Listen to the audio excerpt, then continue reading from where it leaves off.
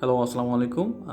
আজ আপনাদের সামনে আমি একটা প্রোডাক্ট বলা যায়, আসলে ভুল কথা। আসলে একটা শোপিস টাইপের একটা জিনিস নিয়ে সামনে আসলাম। সেটা হচ্ছে আমার সামনে যেটা দেখছেন, একটা ফ্লাওয়ার ভেজ।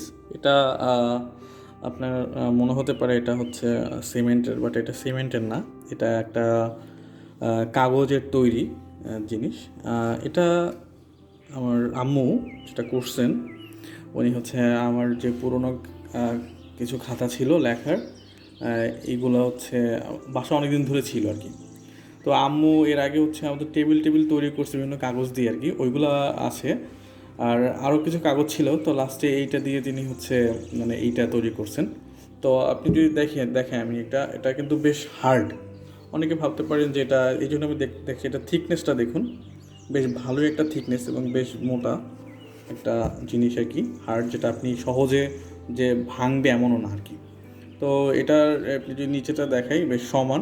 এবং আরেকটা বড় বিষয় সেটা হচ্ছে এটা কিন্তু হাত দিয়ে তৈরি করা, কোনো প্রকার যে সাজ থাকে না, যে সাজ থাকে, সাজ দিয়ে তৈরি করা, বাট এরকম কোনো জিনিস নেই। এটা সম্পূর্ণ বলতে গেলে যে নিচ থেকে তৈরি করতে করতে এরকম শেপ দিয়ে এরকম একটা জিনিস তৈরি করা হয়েছে। তো এটা কিন্তু মানে বলা যায় যে রিসাইকেল যদি প্রোডাক্ট হিসেবে একটা অন্যতম একটা জিনিস।